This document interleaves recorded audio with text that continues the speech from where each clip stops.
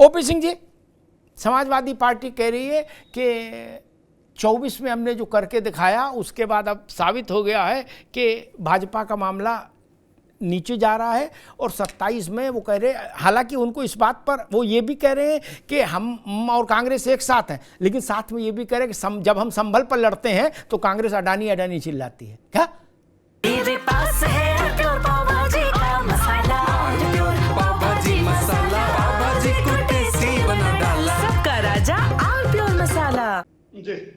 मतलब रसगुल्ला और मिर्च का पकौड़ा दोनों एक ही साथ खिलाए दे रहे हैं सपा कांग्रेस को। बोले इधर से रसगुल्ला ले, इधर से मिर्च का पकौड़ा ले। क्या 2017 में भारतीय जनता पार्टी की सरकार बनी, उसके पहले अब जी कुछ क्षेत्रीय पार्टियों की सरकारें थी, जिसमें दो पार्टी को कहा जाता था कि एक बंदूक वाली पार्टी है और एक संदूक वाली पार्टी। तो खैर उनका राज तो चला गया।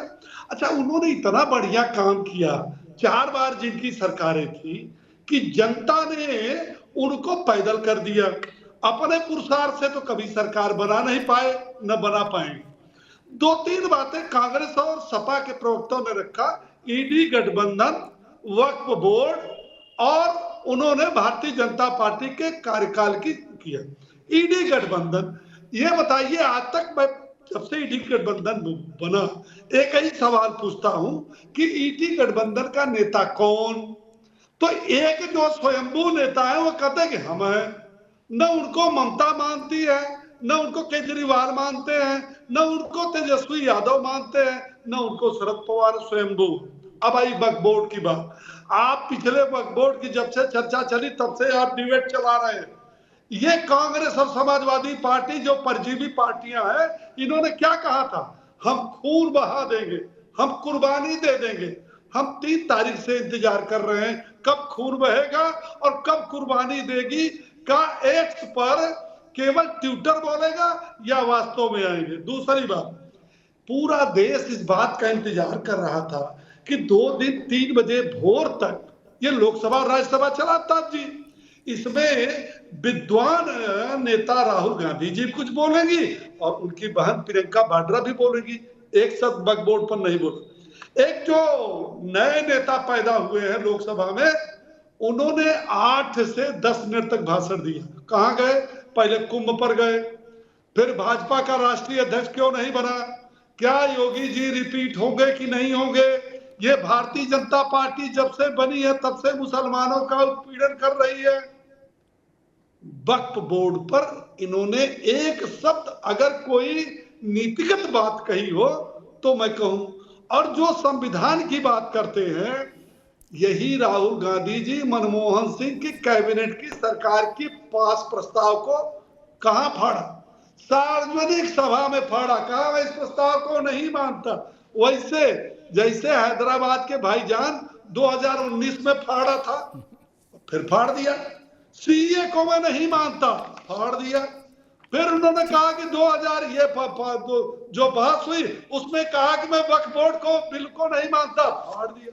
अरे तुम्हारे फाड़ने नौटंकी, अगर हिम्मत हो, मैं दोनों पार्टियों को चैलेंज करता हूं कि हिम्मत हो वक्फ बोर्ड पर और तुष्टीकरण की पराकाष्ठा पर, तो उतरो मैदान में, उतर जाओ मैदान में। हम भी देख ले खून के कितने छींटे हैं और कितनी कुर्बानी दे। ठीक है OP Singh ji, you made your point. ठीक है भाई, ठीक है, अब समय कम है। ओपी सिंह जी आप रुकना होगा, विजय राठी आपको भी रुकना होगा। कितनी भी कस्में खाओ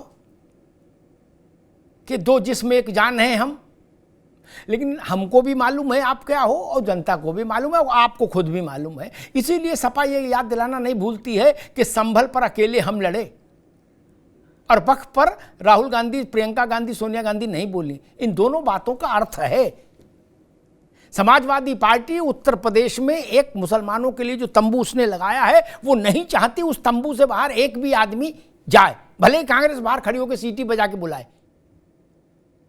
इसलिए वो बार बार संभल और वक्फ याद दिलाते हैं। अब कांग्रेस ने क्यों गांधी परिवार को वक्फ से दूर रखा, वो कांग्रेस जाने, वहां ज्यादा विद्वान है। लेकिन राहुल जी की इच्छा पर अच्छी बात है, किसी भी पार्टी के मुख्य कर्ता धर्ता को इच्छा रखनी चाहिए, इसके लिए प्रयास भी करना चाहिए कि देश में अगर सत्ता पानी है तो पिछड़ों का आशीर्वाद चाहिए ही चाहिए, इस पर कोई इफ और बट नहीं है ना। मुसलमानों के बिना सत्ता मिल सकती है, मुसलमानों के साथ सत्ता मिल सकती है, लेकिन पिछड़ों के बिना सत्ता संभव नहीं। नाबे जी गलत तो नहीं कहा? भारत में बिना पिछड़ों के सत्ता संभव ही नहीं। जिनके पास सत्ता है मान लीजिए उनके पास पिछड़ों का आशीर्वाद है, थितनी कितनी भी करो ये बात मान लो। अब लड़ाई होगी राष्ट्रीय स्तर पर दो दलों में, भाजपा और कांग्रेस, पिछड़ों के बीच में। मान लीजिए कांग्रेस के पास क्या है दिखाने और बताने के लिए पिछड़ों को कि हमने मंडल कमीशन का विरोध किया था, इसके अलावा और क्या है उनके खिलाफ? ये पॉजिटिव क्या है? कोई बड़ा पिछड़ा नेता नहीं, कोई बड़ा पिछड़ा नेता जो कांग्रेस में हैसियत रख रहा हो इस वक्त नहीं, जो पहली कुर्सी में बैठता हो नहीं। कोई ऐसा बड़ा पिछड़ा नेता जिसका सम्मान गांधी परिवार करता हो उसके जाने पर खड़ा हो जाए नहीं। कांग्रेस ने कभी अपने राज्य में, फिर बड़ी बात कहता हूं, कांग्रेस ने अपने जीवन काल में कभी पिछड़े को भारत का प्रधानमंत्री बनाया जब उसके पास ताकत थी किसी को भी प्रधानमंत्री बना दे? नहीं। उसने मनमोहन सिंह को बनाया, नरसिंह राव तो खुद ही बने थे, उसमें गांधी परिवार ने नहीं बनाया, बाकी उन्होंने बनाए थे। पिछड़ा तो नहीं बनाया ना। और भारतीय जनता पार्टी को जब सरकार में आने का अवसर मिला, ये चौथा चरण चल रहा सरकार का, एक बार वाजपेयी जी, 3 बार मोदी जी, तो 3 बार पिछड़ा, 1 बार ब्राह्मण। ये सच है कि नहीं है? ये पिछड़े को समझ नहीं आता कि भारत के इतिहास में पिछड़े को प्रधानमंत्री बनाने का काम भारतीय जनता पार्टी ने किया। इस सच से कोई भाग सकता है क्या?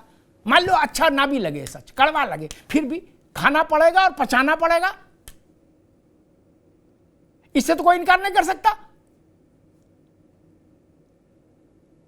ये बड़ी चीज है। कांग्रेस के ट्रैक रिकॉर्ड में ऐसे उदाहरण नहीं है उसके रिपोर्ट कार्ड में जो उस स्तर पर ले जाके उसको स्थापित कर दें।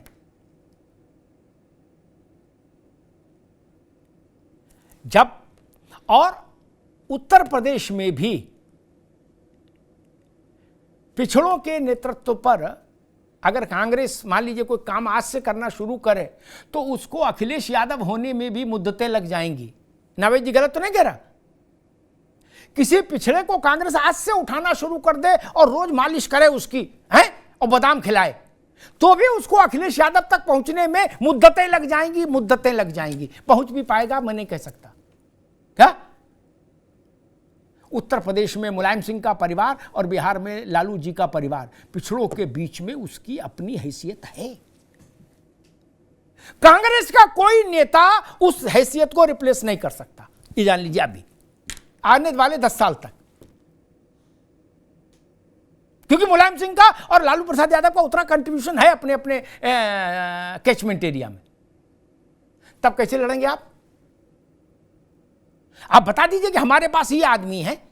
एक बात कह के बात समाप्त कर दूंगा, बड़ी रोचक बात है राज भाई, सरल तौर पर सरलता में लीजिएगा, लेकिन अद्भुत बात है। एक बार कांग्रेस प्रेसिडेंट के एक वो एडवाइजर थे, महिला थे पुरुष थे नहीं बताऊंगा नहीं तो आप नाम तक पहुंच जाएंगे। उन्होंने हमसे कहा कि यूपी में क्या हो सकता है, मायावती बसपा उस वक्त उफान पे उरूज पे थी नावेद बाबू। तो मैंने कहा भाई आपको दलितों को बढ़ाना पड़ेगा, कोई लीडरशिप दे। तो बोले हमारे पास तो इतना बड़ा दलित नेता है मायावती से बड़ा। मैंने कौन? बोले महावीर प्रसाद। क्या? तो मैं हंसते हंसते लोटपोट हो गया था। मैंने कहा आप इस गलत फहमी में कि महावीर प्रसाद वो व्यक्ति भले हो सकते लेकिन महावीर प्रसाद और कांशीराम और मायावती राम भजो उतना ही अंतर है पिछड़ों में अखिलेश यादव की स्वीकार्यता और कांग्रेस के किसी नेता की स्वीकार्यता में, जितना अंतर कांशीराम जी, मायावती जी और महावीर प्रसाद में था। धन्यवाद।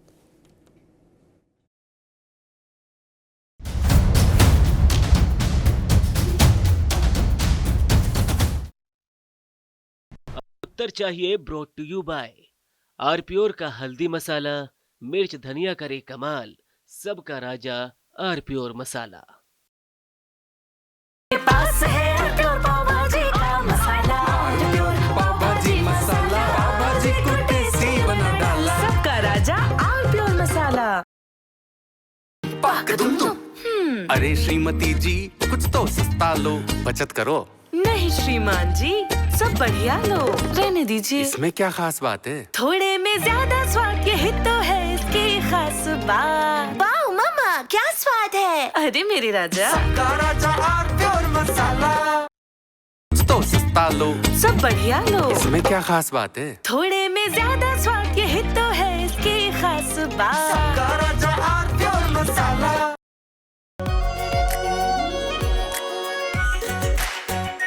Are pure shahi paneer masala, delicious healthy everyday.